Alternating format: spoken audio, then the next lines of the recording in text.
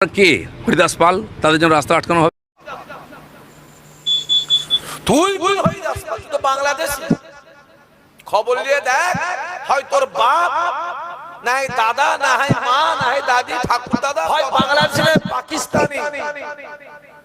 তোরা বাংলাদেশ থেকে এসে এখানে মাথা মারছিস। আরে এ দেশ আমার দেশ, এ পশ্চিম বাংলা আমাদের পশ্চিম বাংলা। পাকিস্তান চলে যান, এখানে নামাজ পড়ুন, কেউ বলবে না। এখানে চলবে না এইসব। সরকার পাল্টে গেছে, লোক পাল্টে যায়, জানে এগুলো বন্ধ করবো বলে, আর বন্ধ হবেই, জেনে রাখুন। বাপের দেশ, ওরা বলছে ওদের বাপের দেশ। ভালো করে ইতিহাসটা জানতে হবে। ভারত যখন স্বাধীন হয়েছিল, গোটা ভারতবর্ষে 94,000 মানুষ শহীদ হয়েছিল, যার ভিতরে 64,000 মুসলমান ঘরে ছেলে ছিল। জোরে বলতে পারলি নি তো? আওয়াজ বেরোবে তোদের মুখ দিয়ে, জোরে বল। এখন এদের নামটা দিল্লির ইন্ডিয়া গেলে সোনার অক্ষরে লেখা আছে। আমি গিয়ে চামড়া বক্তব্য হচ্ছে, নামাজ যদি পড়তে হয় পাকিস্তানে বাংলাদেশে চলে যায়। ওরা কোন হরিদাস পাল, তুই কোন হরিদাস পাল? তুই কোন হরিদাস পাল? তুই তো বাংলাদেশি। খবর নিয়ে দেখ, হয় তোর বাপ নাই দাদা না হয় মা না হয় দাদি ঠাকুর দাদা পদ দাদা হয় বাংলাদেশের পাকিস্তানি। তোরা বাংলাদেশ থেকে এসে এখানে মাথা মারছিস। আরে এ দেশ আমার দেশ, এ পশ্চিম বাংলা আমাদের পশ্চিম বাংলা। হ্যাঁ, ওই জন্যই তো নজরুল বলে গেছিল, মোরা এক বিনতে দুইটি কুসুম হিন্দু মুসলমান, মুসলিম তার নয়নমণি, হিন্দু তাহার প্রাণ। যতই চেষ্টা করো তো হবে না, ওতে হবে না। দেখতে পাচ্ছেন কি চলছে? একটা আতঙ্ক তৈরি করতে চাইছে পশ্চিম বাংলায়। তো আতঙ্ক মাতঙ্ক করে কিছু হবে না। মুসলমান আতঙ্ক মাতঙ্ক কিছু ভয় বলো খাই না। আরে জান দেওয়ার সময় মুসলমান আগে থাকে, অত সহজ নয়। মুসলমান একজনকেই ভয় খায়, সেটা আমার আল্লাহ। জোরে হবে না সুবহানাল্লাহ? আতঙ্ক করছো, আতঙ্ক করছো। এই পাশে কে চিল্লাচ্ছে? এটা দেখ, এখান দেখ, দেখ কে চিল্লাচ্ছে। যা ওইদিকে গিয়ে সংসার করে যা, যা বাড়ির মধ্যে গিয়ে সংসার করে যা। তোদের জ্বালায় চলে মরে গেল। শান্তি আছে নাকি? কবরস্থানে গিয়ে শান্তি হবে নাকি?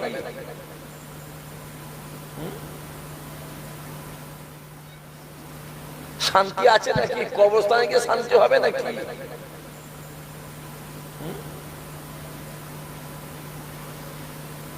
দেখতে পেলে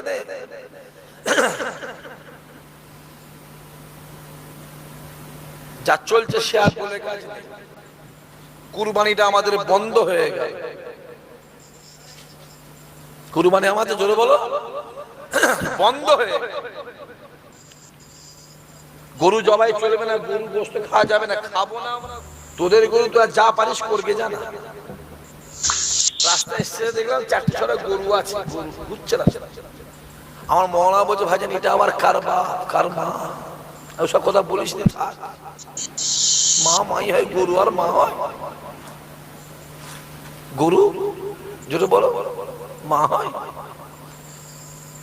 আরে গরু যদি মা হবে তা গরু দুধ বিক্রি করিস কেন? আমার কথা বোঝা যাচ্ছে না? যাই না? হ্যাঁ, গরু জবাই করা চলবে না। গরু আমাদের মা, গরু আমাদের মা।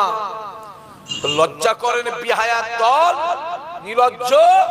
ওই গরুর চামড়া জুতোটা পরিস, কোন লজ্জা? হ্যাঁ, লজ্জা করে মায়ের চামড়া দিয়ে জুতো করেছি। আমার কথা বোঝা যাচ্ছে না? যাই না? তো ওই গরুর চামড়া দিয়ে ম্যানি ব্যাগ করিস, কোন লজ্জা? হ্যাঁ, আরে মা তো মাই হয়। যে মায়ের পেটে 10 মাস 10 দিন থাকি, সে হলো মা। গরু হয়েছে, আর কি বলবো? আবার একজন তো বলেছিল, গরুর দুধ থেকে নাকি সোনা বের, সোনা বের, সোনা। গরুর দুধ থেকে সোনা বেরোচ্ছে। তাহলে আমি এই গরিব মানুষ যারা আছেন তাদের ঘরে বলবো, যখন ছেলে মেয়ের বিয়ে দেবে ওর কাছে চলে যাবে, বাবা দাও গরুর দুধে ছোনা বার করে দিয়ে দিই 2-4 ভরি করে আমাদের ঘরে। আবার একজন বলছে গরুর 1 লিটার গরুর পেশাব দিয়ে ওতে 20 লিটার জল দিয়ে বা পানি দিয়ে যদি ধানে বা অন্যান্য সবজিতে স্প্রে করা হয় পোকা থাকবে না। তাহলে ক্যান্সার রোগ হলে গরুর দুধ বেশি করে খা, রোগ ভালো হয়ে যায়, পোকা মরে যাবে একেবারে। দুঃখ লাগছে এটা, এগুলো তাহলে মূর্খরা বললো হয় মানা যায়, শিক্ষিত লোকের মুখ থেকে বেরোয় কি করে? তুমি নামে শিক্ষিত হয়েছে, কাজে শিক্ষিত ভূত।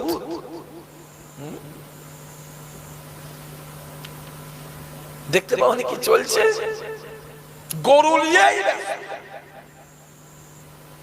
না আছে কর্ম, না আছে কাজ, না আছে চাকরি, আরো অন্যান্য মানে বহু হাজার প্রকল্প আছে।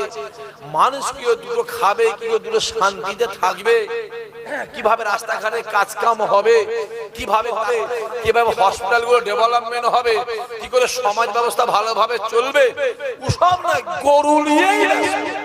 আচ্ছা, এদেরকে আনা হয়েছে গরুর জন্য? আমার কথা বোঝা যাচ্ছে না? যাই না, কুরবানি বন্ধ হয়েছে, ওটা খুব ভালো করে। আমরা গরু কুরবানি দেবো না, গরু খাবো, পরিষ্কার বলছি। তোমাদের গরু তোমরা যা পারো করে গেছো। আজ মোবাইলে দেখলাম ডানকুনি বলে আমার হচ্ছে ডানকুনি 250 গরু দেখি প্ল্যাটফর্মে লম্বা হয়ে চিটে শুয়ে আছে। 2 দিন পরে আর প্ল্যাটফর্মে মানুষ থাকবে না, গরু নিয়েই ব্যস্ত হবে, ট্রেনে করে গরু যাবে। কথাটা আমার বোঝা যাচ্ছে না? যাই না, দেখতে পাওনি? আমি তো নিয়ত করি সামনের বছর কুরবানি দেবো, একটা পাঁঠা কুরবানি দেবো।